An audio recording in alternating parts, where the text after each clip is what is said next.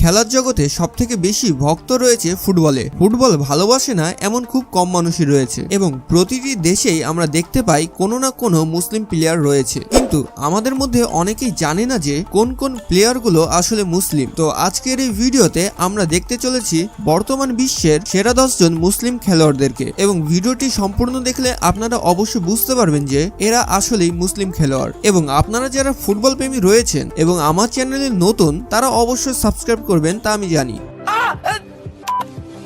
তো বন্ধুরা, প্রথমে রয়েছে ইব্রাহিম মুভিজ। এই মুসলিম প্লেয়ারটি ছোটবেলা থেকেই ফুটবলার হওয়ার ইচ্ছা ছিল, যে কারণে তিনি স্কুলে থাকা অবস্থায় এম ইন লাইফ প্যারাগ্রাফে একজন প্রফেশনাল ফুটবলার হওয়ার কথা বলেছিলেন, এবং তিনি এটিও বলেছিলেন যে তিনি তার দেশকে রিপ্রেজেন্ট করবে, এবং এটি শুনে অনেকে হেসেছিল। এবং তিনি নেদারল্যান্ডে সবথেকে বড় ক্লাব থেকে খেলে সকলের মুখ বন্ধ করে দেয়। এছাড়াও তার নামে একটি ওয়ার্ল্ড রেকর্ডও রয়েছে। তিনি সবচেয়ে দূর থেকে বাইসাইকেল কিক করে একটি গোল করেছেন, যেটি Guinness book of world record নাম রয়েছে। এছাড়াও তিনি বার্সেলোনা ক্লাবেও খেলেছেন। তো এরপরে রয়েছে পল পগবা। পল পগবা জন্মসূত্রে একজন মুসলিম, এবং আমাদের মধ্যে অনেকে হয়তো এটি জানতো না। মাত্র 24 বছর বয়সে ফ্রান্স দল থেকে বিশ্বকাপ খেলে একটি অবিশ্বাস্য জনপ্রিয়তা লাভ করে নিয়েছে, এবং বর্তমান সময়ে সবচেয়ে বড় ব্যালন ড'অরের দাবিদার হচ্ছেন তিনি।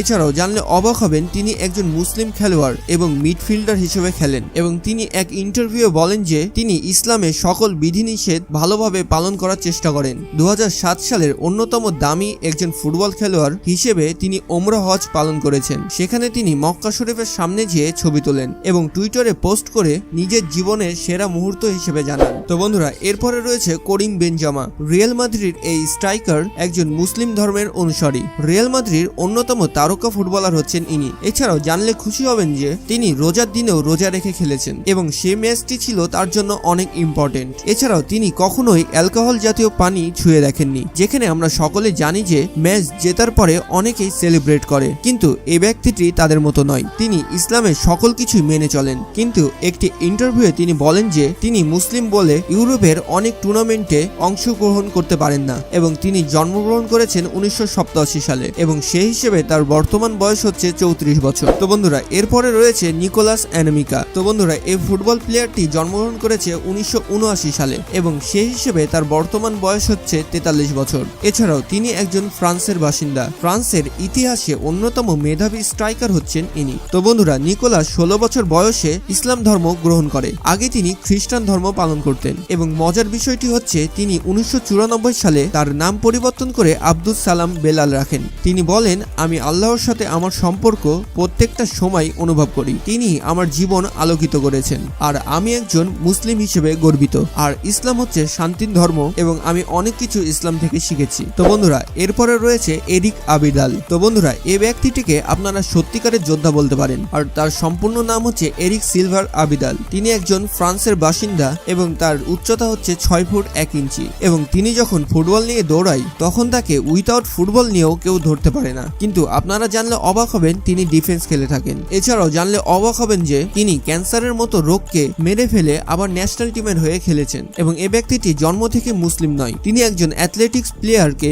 বিয়ে করার পরে খ্রিস্টান থেকে মুসলিম ধর্ম গ্রহণ করে, এবং তিনি এটি বলেন যে আমি শুধুমাত্র আমার স্ত্রীর জন্য মুসলিম হইনি, এটি হয়তো আল্লাহর পক্ষ থেকে আমার উপহার, এবং আমি মুসলিম হয়ে আসলে গর্বিত, কারণ আমি জানি মুসলিম একটি শান্তির ধর্ম। তো বন্ধুরা, এরপরে রয়েছে ইমানুয়েল আবেদায়োরা। আফ্রিকা মহাদেশের অন্যতম ফুটবল প্লেয়ারের নাম নিলে এই প্লেয়ারটির নাম অবশ্যই থাকবে, ইমানুয়েল আবেদায়োরা। আর সকলেই শুনলে খুশি হবেন যে 2015 সালের রমজান মাসে তিনি ইসলাম ধর্ম গ্রহণ করেন। নিজ দেশ টগোতে একটি অনুষ্ঠানে তিনি ইসলাম ধর্ম গ্রহণ করে, এবং তার এই ইসলাম ধর্ম গ্রহণ নিয়ে অনেকেই সমালোচনা করেছিল, এবং টটেনহামের আসার আগে রিয়াল মাদ্রিদ হয়ে খেলেছেন তিনি, এবং তার ফুটবল ক্যারিয়ার শুরু হয় 2000 সাল থেকে, এবং 2008 সালে তিনি সর্বসেরা খেলোয়াড় ঘোষিত হয়েছিলেন। তো এরপরে রয়েছে মেসুত ওজিল। এই প্লেয়ারটিকে চেনেন না খুবই কম মানুষই রয়েছেন। জার্মানির এই প্লেয়ারটি বিশ্বব্যাপী জনপ্রিয়তা লাভ করে নিয়েছে অ্যাসিস্ট কিং হিসেবে, এবং তিনি খুব দ্রুতগামী এবং টেকনিক্যাল একজন প্লেয়ার। তার পাস দেওয়ার ধরনটা একদমই আলাদা। তিনি কখন কাকে পাস দিবেন এটি কেউ বুঝতে পারে না এবং মাঝমাঠ থেকে তিনি ফরওয়ার্ডকে এমনভাবে বল বানিয়ে দেন যে স্ট্রাইকারের গোল করতে একটুও অসুবিধা হয় না এবং এর জন্যই অনেকে তার নাম দিয়েছে মিস্টার অ্যাসিস্ট মেশিন। উজিতকে প্রায় ফুটবল মাঠে প্রার্থনা করতে দেখা যায় এবং ম্যাচ শুরু হওয়ার পূর্বে কোরআন তেলাওয়াত করেন এবং তিনি নিজে বলেছেন, আমি মাঠে নামার পূর্বে প্রার্থনা করি এবং আমার টিমমেটরা এটি আগে থেকে জানে, যার কারণে আমার প্রার্থনা করার সময় তারা আমাকে ডিস্টার্ব করে না। সর্বশেষ 2018 সালে রাশিয়া বিশ্বকাপে উজিল এবং জার্মানিকে বিদায় নিতে হয় প্রথম পর্বতে। তো এরপরে রয়েছে সাদিও মানেন। বাড়িতে তার অনেক ভাই বোন, নিজেদের মধ্যে সবসময় মারপিট লেগেই থাকে এবং তার মধ্যে থাকতে থাকতে হাঁপিয়ে উঠেছিল এই ছেলেটি। বাড়িতে তার মন বসত না, বেরিয়ে যেত রাস্তায়, কাগজ ও চামড়া জড়িয়ে ফুটবল বানিয়ে তিনি খেলতে শুরু করেন এবং সেনেগালের অখ্যাত এই প্লেয়ারটি সেরা স্ট্রাইকারদের মধ্যে একজন এবং তার ভক্তরা তাকে ব্ল্যাক ডায়মন্ড নামেও চেনে। এছাড়াও অনেকেই জানেন যে তিনি ইসলাম ধর্মের একজন অনুসারী এবং তিনি এক ইন্টারভিউয়ে বলেন যে ধর্মীয় বিশ্বাস অনেক বড় আমার কাছে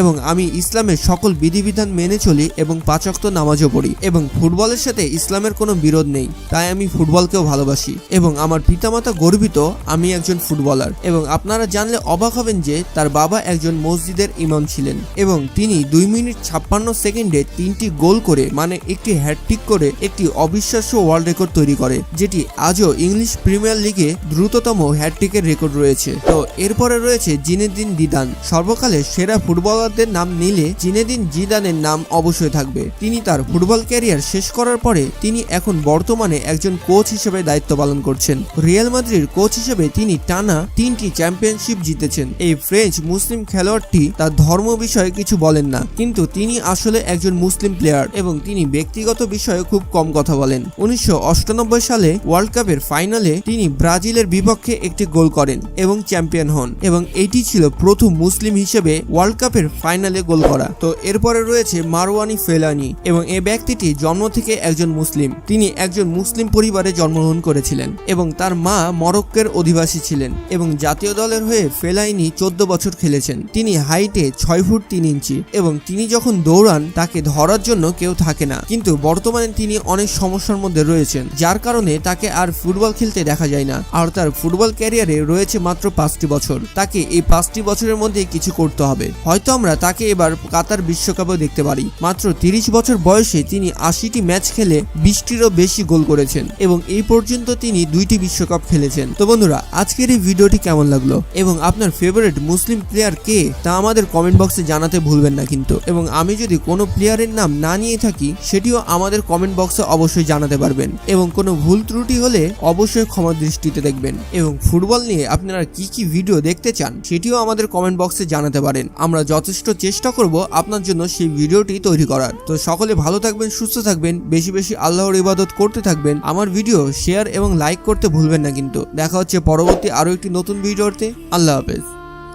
আচ্ছা, ঠিক আছে, বাই। লাইট অফ কর প্লিজ ভাই, পরিবেশটা সুন্দর না?